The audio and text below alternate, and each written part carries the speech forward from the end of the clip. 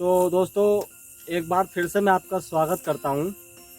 जैसा कि मैंने पीछे भी आपको गंधार में बताया था कि मैं आपको एक लोकेशन और दिखाने वाला हूं, तो मैं इस लोकेशन की बात कर लेता हूं। एक बार थोड़ा सा दिखा दो जरा घुमा के। तो हो रहा है यहाँ का ये पूरा। दोस्तों, ये एक आश्रम है। ये कौन सा आश्रम है वो भी मैं अभी आपको बताऊंगा। ये श्रृंगी ऋषि जो थे, श्रृंगी ऋषि, ये उनका आश्रम है। महाभारत काल में आपने श्रृंगी ऋषि के बारे में तो पढ़ा होगा, सुना होगा। तो श्रृंगी ऋषि कौन थे, इस आश्रम के पीछे क्या कहानी है, मैं आज आपको यहाँ क्यों लेके आया हूँ। जो हमारा अखंड भारत है, उस अखंड भारत की एक नई संस्कृति, जो ये आश्रम है, ये राजा परीक्षित के समय का है। हम यहाँ परीक्षित गढ़ में खड़े हुए हैं और ये श्रृंगी ऋषि आश्रम है। इसके पीछे की कहानी काफ़ी बड़ी है, बाकी मैं आपको मोटा मोटा बताऊंगा। तो ये जो श्रृंगी ऋषि आश्रम है, यहाँ एक राजा होते थे। यहाँ श्रृंगी ऋषि हैं, उनके जो पिता थे शमीक, ऋषि शमीक। तो हुआ क्या था, ये उस दौरान की बात है जब महाभारत का युद्ध समाप्त हो गया था। तो राजा परीक्षित हुए थे। राजा, अब आप सोच रहे होंगे कि राजा परीक्षित कौन थे। राजा परीक्षित जो है अर्जुन के पौत्र और अभिमन्यु और उत्तरा के पुत्र थे। मैं आपको बताऊं तो अभिमन्यु अर्जुन के पुत्र थे और उत्तरा जो है वो अभिमन्यु की पत्नी थी। उनसे, उनके गर्भ से पैदा हुए थे राजा परीक्षित। तो राजा परीक्षित क्या हुआ था, राजा परीक्षित जब बड़े हो गए थे तो वो फिर राजा बने। उस समय क्या हुआ था कि जब महाभारत का युद्ध जो था वो समाप्त हो गया, उसके बाद एक दिन क्या हुआ कि जो राजा परीक्षित हैं वो शिकार खेलने के लिए जा रहे थे। शिकार खेलते खेलते वो थक गए। तो वनों में जब जा रहे थे तो उन्हें जो है बहुत तेज प्यास लगी।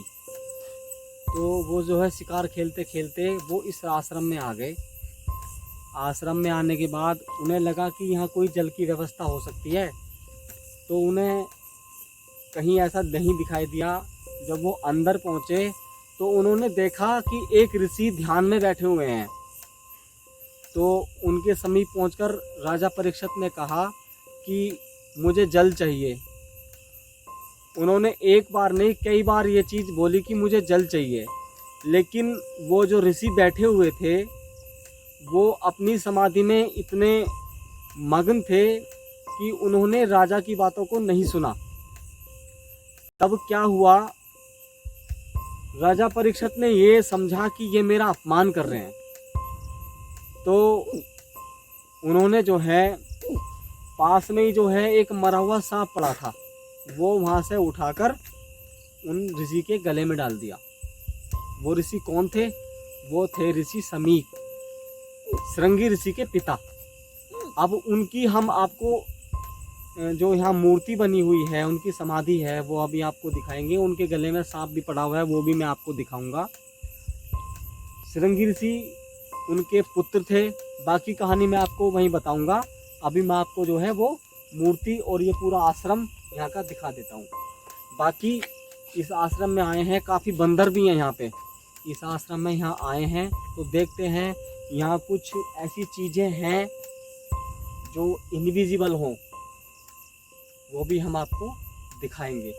तो आज ये एक बार शिवम भाई दिखा दो जरा।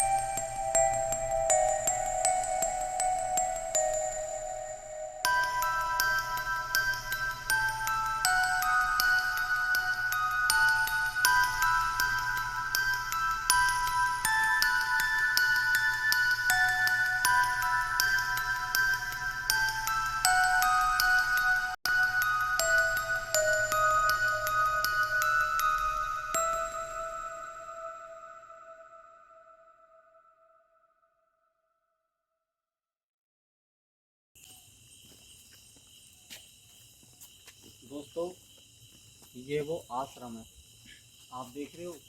ये पेड़ भी जो है महाभारत काल के समय का, ये काफ़ी पुराना, कई वर्षों पुराना ये पेड़ है। और मैं अभी आपको दिखाऊंगा, एक बार आ जाओ, एक बार दिखा देना जरा।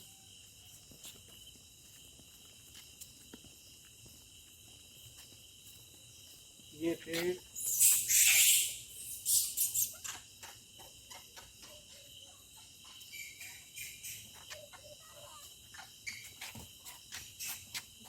देखो दोस्तों, काफी बंदर बैठे हुए।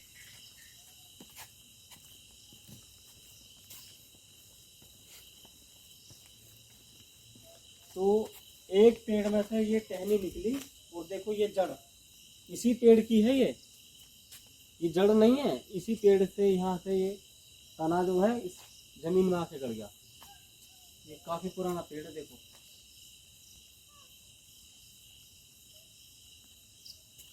आ जाएगी।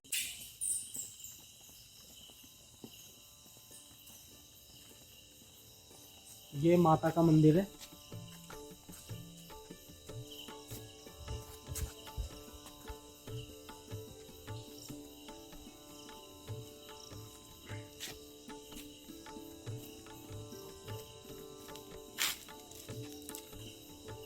आज एक बार दिखा दो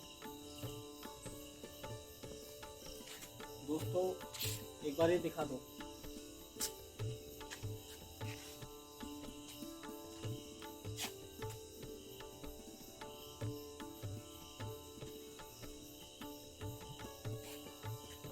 दोस्तों ये देख रहे हो, ये है वो ऋषि समीक जिनके गले में सर्प पड़ा हुआ है। और इनके बेटे थे श्रृंगी ऋषि। जो ये आश्रम श्रृंगी ऋषि के नाम पर ही है ये आश्रम, बाकी ये उनके पिता हैं। इनके गले में ही राजा परीक्षित ने जो है सर्प डाला था। लेकिन क्या हुआ उस समय जो है, जब उनके गले में सांप उन्होंने डाल दिया और उन्हें बिल्कुल भी आभास नहीं रहा कि मेरे गले में कुछ पड़ा हुआ है कि नहीं है, क्योंकि वो अपनी समाधि में इतने लीन थे। तब क्या हुआ कि जो है राजा तो वहाँ से चले गए। श्रृंगी ऋषि जो इनके पुत्र थे वो कहीं से आए थे बाहर से, उन्होंने आके देखा तो इनके गले में जो है सांप पड़ा हुआ है। तो उन्हें काफ़ी क्रोध आया। अब उन्होंने अपनी योग माया से ये जान लिया कि ये सर्प जो है किसने डाला था। तो उसी समय जो है श्रृंगी ऋषि ने जो है अपनी अंजुली में जो है जल भर के, और ये कहते हुए कि जो भी जिसने भी ये किया है उसको मैं श्राप देता हूँ, और वो आज से 7वें दिन जो है मृत्यु को प्राप्त हो जाए। तो श्रृंगी ऋषि ने ही जो है राजा परीक्षित को श्राप दिया था इसी आश्रम में। तो उस दिन से अगले 7वें दिन में जो है राजा परीक्षित की मृत्यु हो गई थी। तक्षक जो नाग होते हैं उसके काटने से, तक्षक के नाग के काटने से जो है उनकी मृत्यु हो गई थी। तो ये तो है इस आश्रम की कहानी। दोस्तों यहाँ की कहानी तो आपने सुन ली सब, बाकी एक बार दिख रहा है ना ये सब कुछ। वैसे जिनके गले में सर्प पड़ा हुआ है ये तो है समीक ऋषि, जिनके गले में सांप डाला था राजा परीक्षित ने। और जो बराबर में खड़े हुए हैं वे इनके पुत्र हैं श्रृंगी, जिनके नाम पे ये आश्रम है। इन्हीं जो श्रृंगी ऋषि हैं इन्होंने ही श्राप दिया था जो आप बराबर में देख रहे हो। तो यहाँ की ये कहानी है। बाकी आपने सारा आश्रम देख लिया होगा। ये काफ़ी बड़ा आश्रम है, कोई छोटा आश्रम नहीं है। बाकी आज हम अपनी वीडियो को यहीं पे जो है एंड करते हैं। आपको ये वीडियो कैसी लगी मुझे कमेंट करके बताएं। जो भी नए हों मेरे चैनल पे वो मेरे चैनल को सब्सक्राइब करें, लाइक करें, कमेंट करें और अपने दोस्तों में भी शेयर कर दिया करें। तो मिलते हैं किसी दूसरी हॉन्टेड लोकेशन पर, एक विचित्र नई लोकेशन पर।